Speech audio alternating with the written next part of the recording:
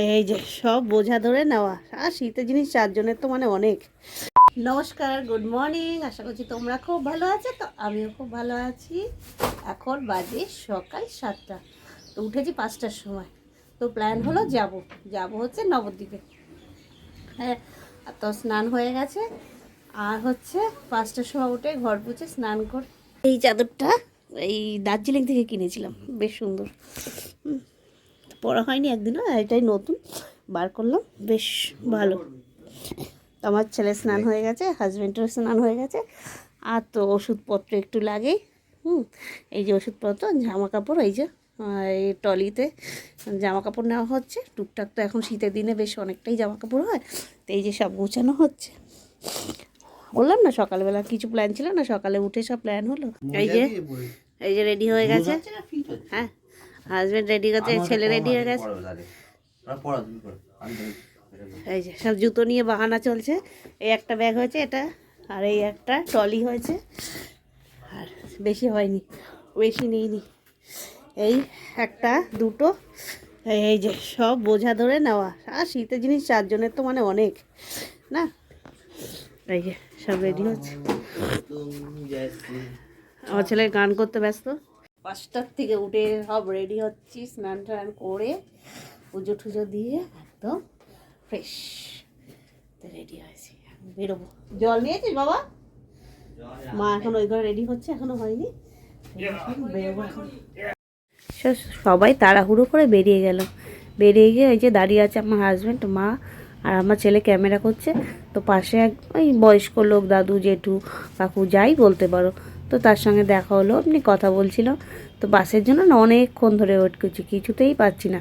আর সকালবেলা 26শে জানুয়ারি তো বাস পাওয়াই যায় না। ট্রেনে 2 ঘন্টা থাকার পর নেমে পড়লাম নবদ্বীপ স্টেশনে। স্টেশনে দেখি দুটো তার বাদর তার ছানাপোনাদের নিয়ে কি সুন্দর বসে আছে। তো ভারী সুন্দর লাগছিল দেখতে। তো স্কেলেটার সিঁড়িতে উঠবো বলে না, তার জন্য ঠিক করছিলাম কোন দিক দিয়ে উঠবো। তো সেইটাই তোমাদের সঙ্গে আমি শেয়ার করছিলাম। তো ক্যামেরা করছে আমার ছেলে। তো এখানে দাঁড়িয়ে আছে টিটি, নেমে গিয়ে এপার থেকে ওপারে যাব বলে তাই টিটি সবাইকে চেকিং করছিল। তো এই যে আমার হাজব্যান্ড দাঁড়িয়ে দেখছে কোন দিকে কি আছে। তো নেমে তারপরে টোটো করলাম। টোটো ধরে, টোটো ভীষণ হাওয়া বলে না, তাই জন্য আমরা নাক আর কান ঢাকা দিয়ে রয়েছি। কলকাতা থেকে না ভীষণ ঠান্ডা, আর হাওয়া ঠান্ডা চারিদিকে বইছে। তো আমরা কি করব বুঝতে পারলাম না। তারপরে নেমে গেলাম টোটোর থেকে।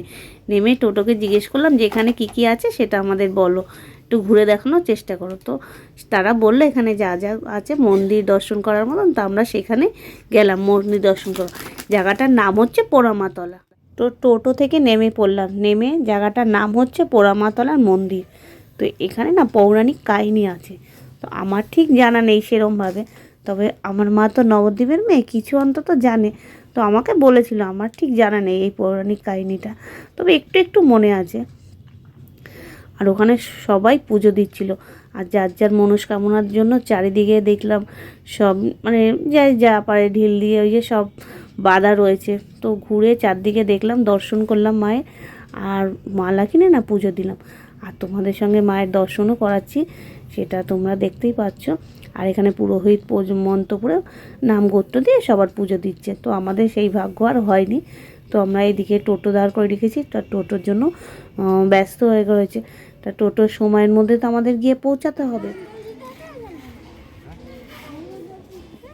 এখানে হচ্ছে নিমাইয়ের জন্মস্থান। তো নিমাইয়ের জন্মস্থানে ঘুরে চারিদিকে ঘুরছি আমরা। তো এখানে যে একটা নিম গাছ আছে না, সেই নিম গাছের পাতা নাকি বেশ মিষ্টি। তবে টেস্ট করে দেখিনি, কেউ দেখিনি। যে টোটোওয়ালা দাদা ঘোরাচ্ছিল আমাদের নিয়ে, সেই বলছিল এই নিম গাছের পাতা মিষ্টি। আর তখন দরজা বন্ধ হয়ে গেছিলো। ঠাকুর তখন মানে প্রসাদ নিচ্ছিল, মানে ভোগ দিয়েছে, তার জন্য বন্ধ হয়ে গেছিলো না। আমাদের আর সেই ভাগ্য হয়নি দেখার জন্য।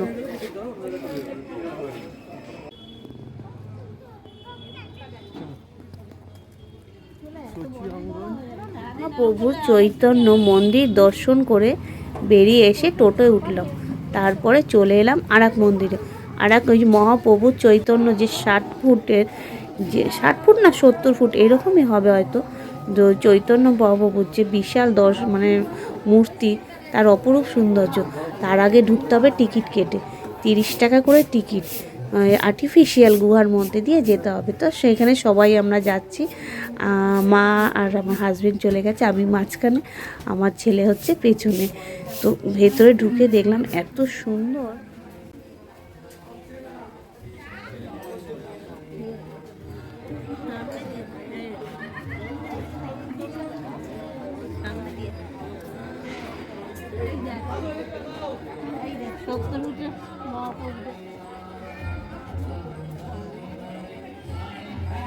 মন্দিরের ভেতরে ঢুকে আশপাশে ঘুরে দেখতে বেশ ভালো লাগলো, মনটা না জুড়িয়ে গেল। আর ওখানে না সারাদিন ভগবানের নাম কীর্তন হচ্ছে, সেটা তো তোমরা শুনতেই পাচ্ছ। তো হরে কৃষ্ণ হরে রাম মহাপ্রভুর গান, তো সারাদিন ওটাই হচ্ছে। আর চারিদিকে এত সুন্দর করে বাঁধানো, আর হচ্ছে কৃষ্ণের আর রাধার যে এত সুন্দর মূর্তি, দেখো চোখ জুড়িয়ে যাবে। এক একটা ভঙ্গিতে এক এক রকমভাবে দাঁড়িয়ে আছে।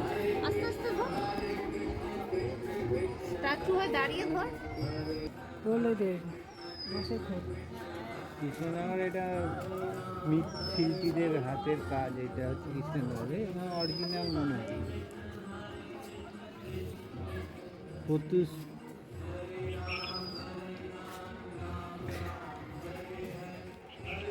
কৃষ্ণের মহাপ্রভুর চৈতন্যদেবের যে মানে স্ট্যাচুগুলো করা আছে এত সুন্দর। আর এখানে না স্থলপদ্ম একটা গাছ রয়েছে, সেইটাও তোমাদের সঙ্গে শেয়ার করছি। আর এখানে ব্রহ্মার মূর্তিটা দেখো কত সুন্দর, 3 দিক দিয়ে ব্রহ্মার মূর্তি, তত 3 দিকেই দাঁড়িয়ে বসে রয়েছে একটা পদ্ম ফুলের উপর।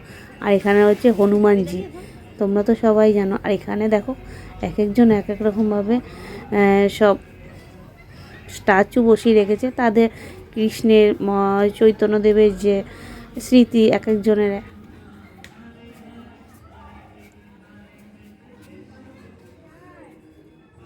পুরনো কাহিনী, কৃষ্ণের চৈতন্যদেবের, তো সেই স্মৃতিগুলো এখানে তুলে ধরা হয়েছে। তো ভারী সুন্দর লাগছে দেখতে, দেখুন খুব সুন্দর না। আর এইদিকে দেখো এখানে একটা বাগানের মধ্যে, তো এত সুন্দর ওই যে মহাপ্রভু চৈতন্য, আর এখানে সব মানে সব স্ট্যাচুর মতন দাঁড় করে রেখেছে, বেশ মানে সাজানো, পুরো বাগানটাই সাজানো, এত সুন্দর মন ভরে যায়। তো দাঁড়িয়ে আছে, আমার ছেলে তো পুরো অরিজিনালি ভেবেছে। আর এই দিকে দেখো কৃষ্ণের চারিদিকে মানে ছেলেবেলার যে স্মৃতি, সেইগুলো এখানে তুলে ধরা হয়েছে। কৃষ্ণের লীলা যাকে বলা হয়, ভারী সুন্দর।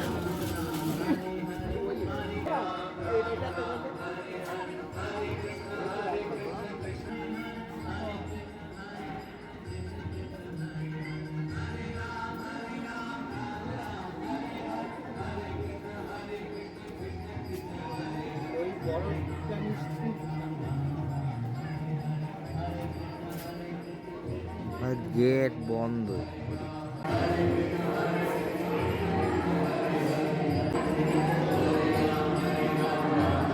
কৃষ্ণের এখানে মিউজিয়াম, জানো তো, সব রকম কৃষ্ণের ছেলেবেলা থেকে, তো এখানে সব রকম সাজানো রয়েছে। তো মিউজিয়ামে সেটাও আমরা ঘুরে দর্শন করলাম, তো ভারী সুন্দর লাগছে। তো বেশ বড়, ঘুরে সারাদিন লাগবে। কিন্তু আমরা ওই যে আমাদের যে পেছনে তারা টোটো দাঁড়িয়ে রয়েছে, তাকে গিয়ে যে ধরা দিতেই হবে। আর এই যে দেখো ভারী সুন্দর মিউজিয়ামে কি সুন্দর সাজিয়ে রয়েছে, চোখ যেন জুড়িয়ে যায়, এত সুন্দর, মানে কি বলবো, কৃষ্ণের দিকে তাকানোই যায় না, এত সুন্দর মুখটা। আর এখানে না কৃষ্ণের দুলছে, সবাই দোলাচ্ছে বসে বসে। আমার ছেলে আর সাহস পায়নি হাত দেওয়ার, ও না বড্ড ভয় ওর মধ্যে, কেউ যদি কিছু বলে, তো সবাই দুলছে, তা তুই একটু দোলা, সে আর পারলো না। পরে এসে আমাকে বলছে সবাই করছিল, আমি একটু পারলাম। তখন আমি বললাম একটু বলতিস আমাকে তাহলে। আর এখানে কি বলতো, নরসিংহের এই মূর্তি ভারী সুন্দর করে বসে আছে, গোপাল সেজে গুজে। তো মাথায় টুপি, গায়ে শীতের জামা পরে বেশ বসে আছে। আর আমরা বেরিয়ে পড়লাম, আর বেরিয়ে ঘুরে আবার সেই মহাপ্রভুর কাছেই চলে আসলাম। মানে মাথা উঁচু করে দেখতে হয়, এতটাই উঁচু, জানো তো, বেশ ভালো লাগছে। তো আমি সেটাই দেখছি ভালো করে।